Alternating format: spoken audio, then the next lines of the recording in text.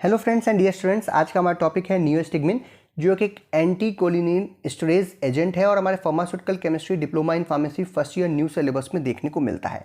इस वीडियो में हम लोग नियोस्टिग्मिन की chemistry, structure, nomenclature, properties, uses, formulation, brand names इत्यादि को आसान तरीके से समझने की कोशिश करेंगे। मैं हूं डॉक्टर प्रजन्य शुक्ला।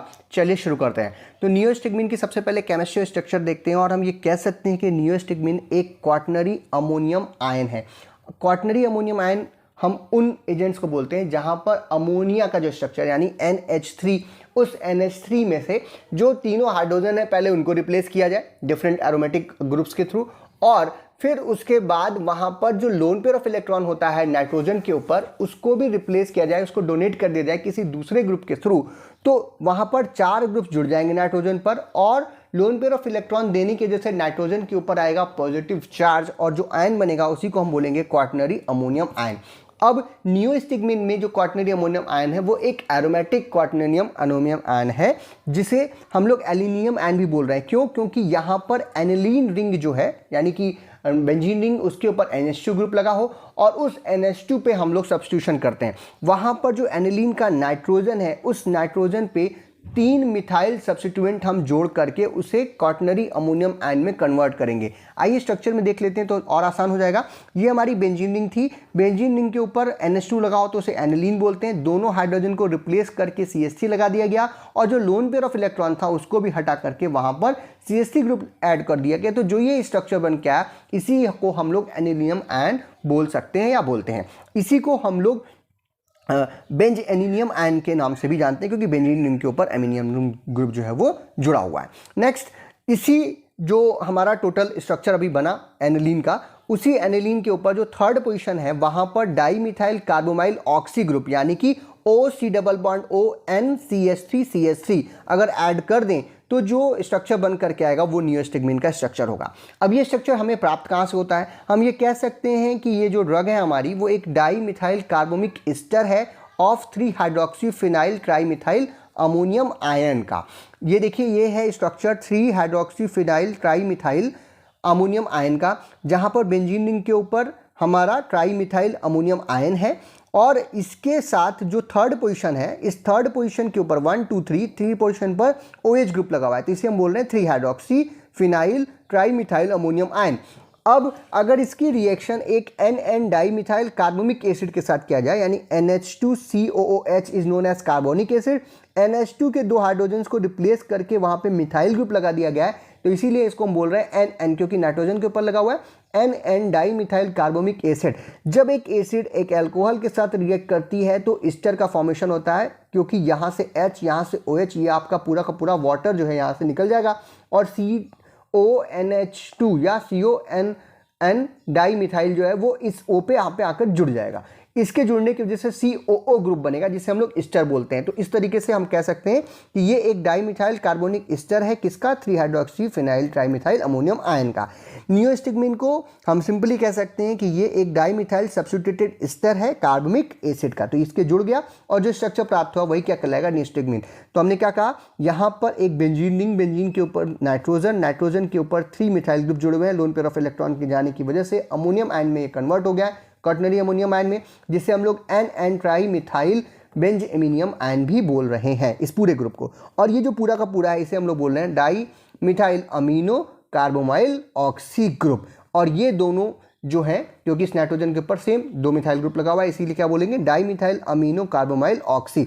और ये दोनों एक साथ जब जुड़ जा रहे हैं इस पोजीशन नंबर 3 पे, इसी को हम बोल रहे हैं नियोस्टिग्मिन। एक और खास बात है कि जितनी भी मार्केटेड ड्रग हमें देखने को मिलती है जनरली नियोस्टिग्मिन की, वो सॉल्ट फॉर्म में देखने को मिलती हैं, क्योंकि ये एक आयन फॉर्म में है। तो इसके साथ ब्रोमाइड या कोई और ग्रुप जो है जैसे ब्रोमाइड या फिर मिथाइल सल्फेट जैसे ग्रुप्स जो है सॉल्ट फॉर्म में देखने को मिलते हैं। तो यहाँ पे ब्रोमाइड भी है, तो ये जो पूरा स्ट्रक्चर बन के आएगा वो नियोस्टिग्मिन ब्रोमाइड का हो जाएगा। अब इसी से इसका नाम हम लोग लिख सकते हैं, क्योंकि यहाँ पे ब्रोमाइड हमने ले लिया है, इसीलिए हमने देखा थर्ड पोजीशन पर डाईमिथाइल अमीनो कार्बोमाइल ऑक्सी लगा हुआ है और किस पे लगा हुआ है? NNN ट्राईमिथाइल बेंजेनियम आयन के ऊपर। तो बेंजेनियम के साथ ब्रोमाइड वर्ड यूज किया है क्योंकि यहाँ पे हमने Br भी ऐड कर दिया। तो ये हो गया नियोस्टिग्मिन ब्रोमाइड का IUPAC नॉमेनक्लेचर। अब बात करते हैं प्रॉपर्टीज़ की। तो जो इसकी फिजिकल स्टेट की बात करें तो ये क्रिस्टलाइन पाउडर के रूप में देखने को मिलता है। और कलर की बात करें तो जनरली या तो वाइट कलर का हम बोल सकते हैं, या जो क्रिस्टल्स हैं वो कलरलेस दिखाई देते हैं। टेस्ट की बात करें तो बिटर या कड़वा होता है। ऑर्डर किसी तरीके की सुगंध या दुर्गंध नहीं पाई जाती। हाइग्रोस्कोपिक इन नेचर होता है, वाटर को एब्जॉर्ब कर सकता है। मेल्टिंग पॉइंट की बात करें तो लगभग 167 डिग्री सेल्सियस इसका मेल्टिंग पॉइंट होता है।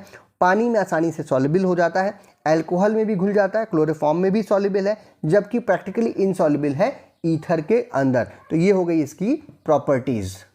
अब बात करते हैं इसके स्टेबिलिटी स्टोरेज की। तो जनरली ये स्टेबल होता है अगर इसे रूम टेम्परेचर पर प्रोटेक्ट करके रखा जाए लाइट इत्यादि से, तो ये एम्बिएंट टेम्परेचर पर स्टेबल है। इसको वेल क्लोज कंटेनर के अंदर लाइट से बचा करके हम लोग स्टोर करते हैं। यूजेस की बात करें तो नियोस्टिग्मिन मैंने पहले कहा कि एक कोलिनर्जिक एजेंट है और एक इनडायरेक्ट क्लास का कोलिनर्जिक एजेंट है, क्योंकि ये सीधे रिसेप्टर पर बाइंड करके कोलिनर्जिक इफेक्ट नहीं शो करता, बल्कि एस्टाइल कोलिन का जो डिग्रेडेशन है, जैसा कि हमने एस्टाइल कोलिन वाले चैप्टर में आपको पढ़ाया था, वहाँ पर हमने देखा था कि कोलिन एस्टरेज जो एंजाइम्स होते हैं वो एस्टाइल कोलिन को ब्रेक डाउन कर देते हैं। तो ये क्या करता है कि कोलिन एस्टरेज का इनहिबिटर है, यानी कि कोलिन जो एस्टाइल कोलिन है उसके डिग्रेडेशन को रोक करके इफेक्ट शो करता है, इसीलिए इसे हम लोग इनडायरेक्ट कोलिनर्जिक एजेंट के रूप में जानते हैं।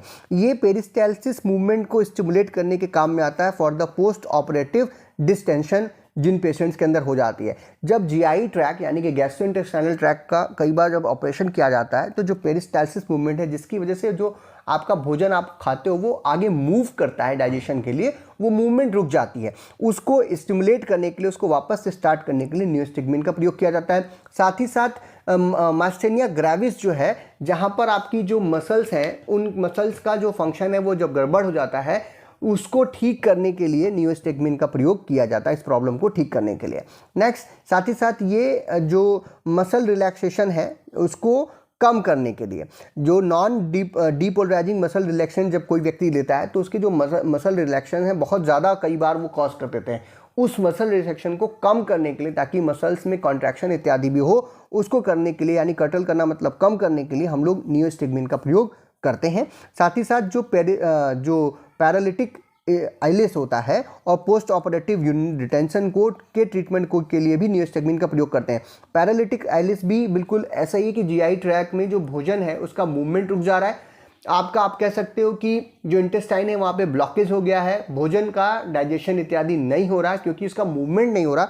तो उसके लिए हम लोग उसके ट्रीटमेंट के लिए हम लोग नियोस्टिग्मिन का प्रयोग करते हैं। पोस्ट ऑपरेटिव यूरिन रिटेंशन का मतलब है जब किसी व्यक्ति का ऑपरेशन किया जाता है तो उसको कैथेटर इत्यादि लगा देते हैं, तो यूरिन का जो प्रोडक्शन है वो थोड़ी देर के लिए, या जो उसका डिस्चार्ज होना है वो रुक जाता है। उसको वापस करने के लिए, यानी कि नॉर्मल प्रोसीजर में जो आपका यूरिन है वो बाहर निकले, उसके लिए हम लोग नियोस्टिग्मिन का प्रयोग करते हैं। फार्मास्यूटिकल फॉर्मुलेशंस की बात करें तो मैंने पहले कहा नियोस्टिग्मिन को हम लोग डिफरेंट सॉल्ट फॉर्मेशन में लेते हैं, खास करके नियोस्टिग्मिन ब्रोमाइड के फॉर्म में, और इसकी टैबलेट्स या इंजेक्शंस हमें मार्केट में देखने को मिल जाते हैं।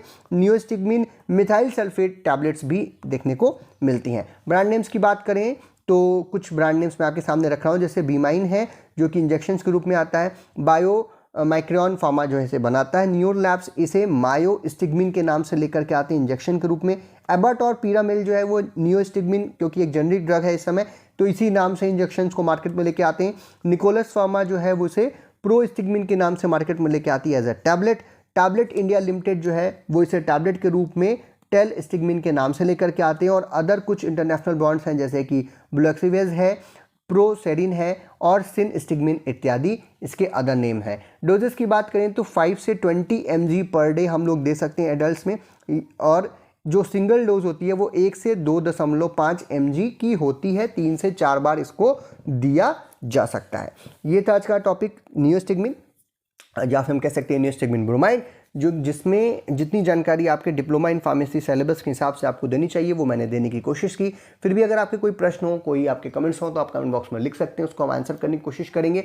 इस वीडियो का जो PDF लिंक है वो आपको डिस्क्रिप्शन में मिल जाएगा, वहाँ से आप PDF डाउनलोड कर सकते हैं। वीडियो आपको पसंद आया तो इसे लाइक कीजिए, अपने फ्रेंड्स में शेयर कीजिए, चैनल पर नए हो तो चैनल को सब्सक्राइब कीजिए। वीडियो को देखने के लिए बहुत बहुत धन्यवाद।